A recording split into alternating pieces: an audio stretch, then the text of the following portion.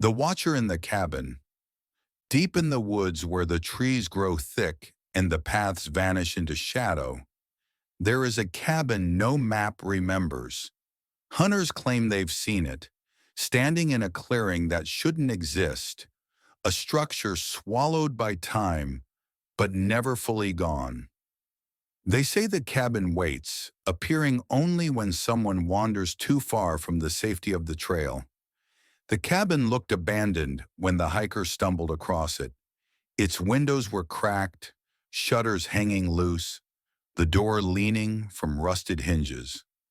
Moss spread across its roof like a disease, yet the clearing around it was unnaturally bare. No leaves, no branches, no sound of birds. Only the cabin stood, breathing stillness into the night. He hesitated, but the pull of shelter was stronger. The air had grown cold, the forest louder with things unseen, and the promise of walls between him and the darkness tempted him. He crossed the clearing, each step heavy, as though the earth resisted. The door groaned open, revealing a single room cloaked in dust.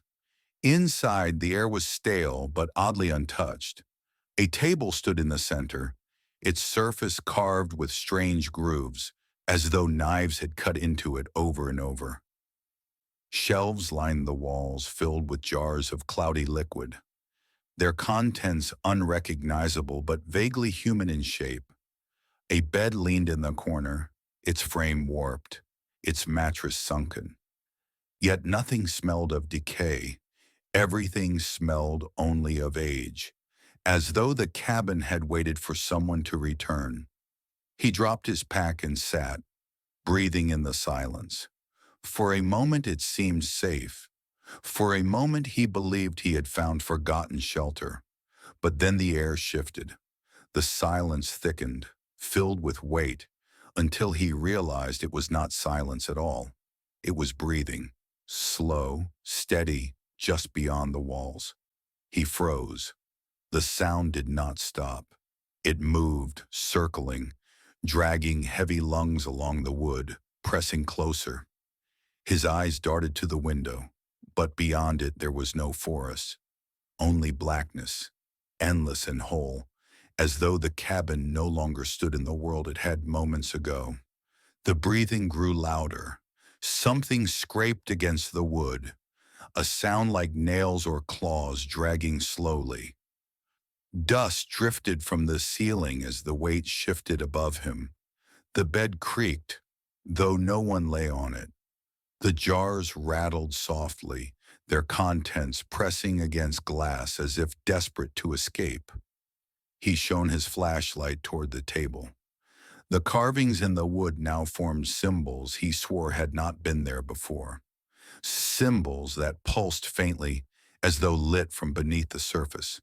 His light flickered, trembled, then died. Darkness swallowed the cabin. The breathing was inside now, close, heavy. Each inhale vibrated against his chest. Each exhale brushed against the back of his neck. He dared not turn. He dared not move. But the weight pressed closer, closer, until he felt it behind him, towering, watching. And then he understood. The cabin was not abandoned. It was occupied. It had always been occupied, and it had been waiting, patient and eternal for him.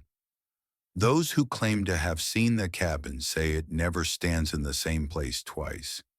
They speak of hikers who vanish without a trace, their packs found days later on empty trails, and sometimes on the coldest nights, they say you can hear breathing in the woods, slow, steady, circling.